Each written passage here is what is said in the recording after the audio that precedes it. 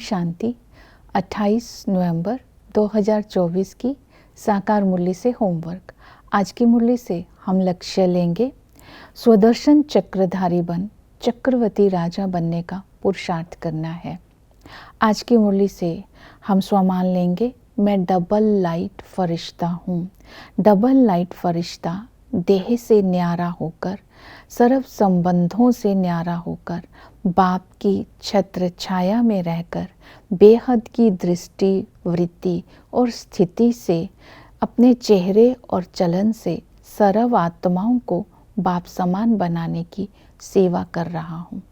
आज की मुरली से हम रिफ्लेक्शन करेंगे, अपने आप को देखेंगे, कितनों को आप समान बनाया, कितनों को बाप का परिचय दिया।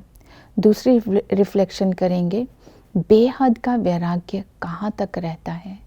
तीसरा, अपने अंदर देखेंगे, दिव्यता की धारणा कहाँ तक हुई है। आज की मुरली से पुरुषार्थ करेंगे, स्वदर्शन चक्रधारी की विशेषताएं हैं माया जीत, बेहद का वैरागी, स्वदर्शन चक्रधारी, याद की यात्रा और सेवाधारी।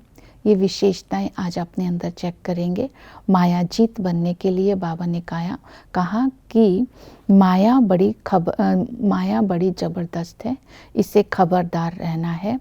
माया से हमारी युद्ध है, ये युद्ध का मैदान है।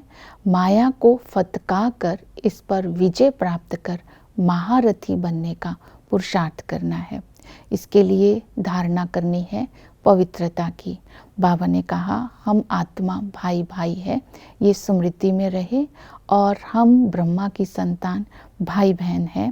तो इससे हमारी चलन भी अपने आप ही सुधर जाएगी, दैवी गुण भी धारण हो जाएंगे, दृष्टि, वृत्ति, स्थिति भी बेहद की हो जाएगी।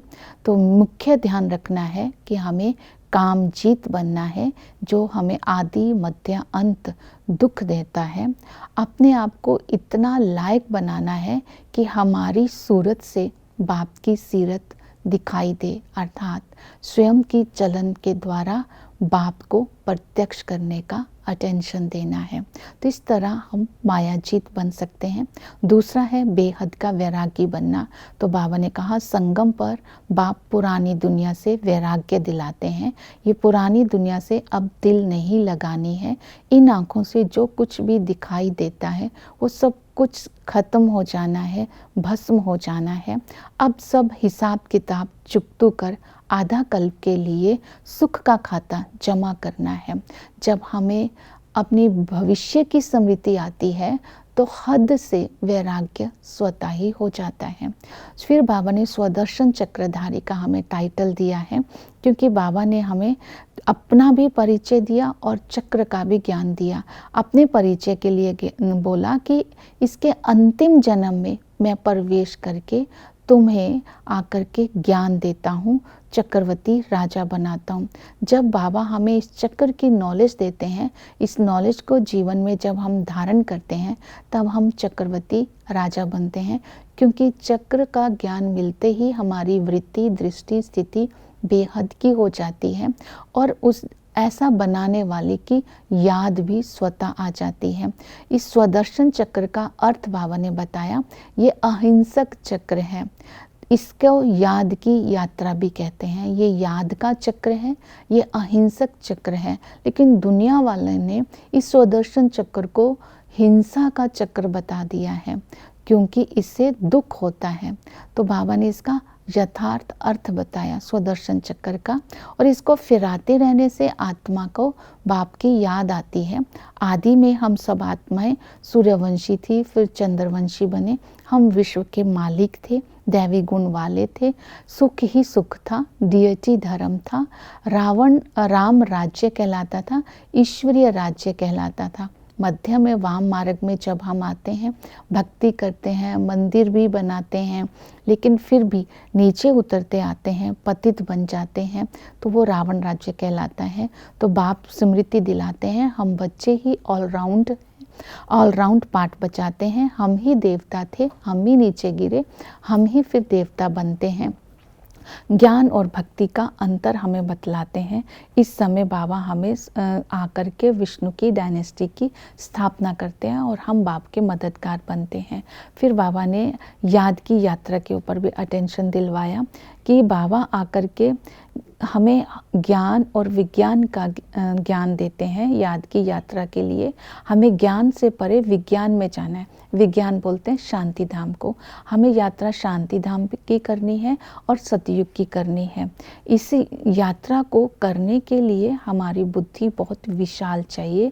ये यात्रा करने से बाबा ने कहा कि तुम ये यात्रा तब कर सकते हो अगर तुम्हारी स्थिति आत्मिक रहेगी। ये सदा ही याद रहे, हम आत्मा मूल वतन की रहवासी हैं। हम आत्मा इस शरीर में पाठ बजाने के लिए आए हैं। हमें बाप को याद करना है। बाबा पतित से पावन है, ज्ञान का सागर है और विश्व का सद्गति दाता है। तो जब हम बाबा की महिमा को और स्वयं की स्मृति में रहेंगे तब हम ये याद की यात्रा कर सकते हैं। इसके लिए बाबा ने कहा कि अपने को आत्मा समझकर बाप को याद करना है। आत्मा को बेहद का वर्षा बाप से मिलता है। बाबा हमें वैकुंठ का मालिक बना देते हैं। तो कृष्णपुरी को वैकुंठ का, कृष्णपुरी में जाते हैं, वैकुंठ के मालिक बनते हैं। इस खुशी व नशे में रहना है। टीचर ज्ञान का सागर पढ़ाई पढ़ाते हैं। इस पढ़ाई की प्रारब्ध हमें सतयुग में मिलती है। इस पढ़ाई को सुन करके दूसरों को भी पढ़ाना है, अर्थात इस पढ़ाई को पहले जीवन में धारण करना है। सतगुरु आकर के हमें पतित से पावन बनाते हैं। वो सर्व के सद्गति दाता है। इसलिए इन तीनों संबंधों से बाबा को याद करेंगे तो हम बाबा की सेवा कर सकेंगे। हम सेवा के भी निमित्त हैं। कृष्णपुरी को डायनेस्टी नहीं कहेंगे, विष्णुपुरी को डायनेस्टी कहेंगे। बाप का परिचय भी देना है। आत्मा सो परमात्मा नहीं होते हैं, परमात्मा ही राजधानी की स्थापना करते हैं। भीष्म पितामह को कुमारियों के वाण लगते हैं। वो कौन सी कुमारी हैं? जिन्होंने महामंडलेश्वरों को बाबा का ज्ञान दिया। तो इस तरह ज्ञान का चिंतन करके सेवा में भी बिजी रहना है। ओम शांति।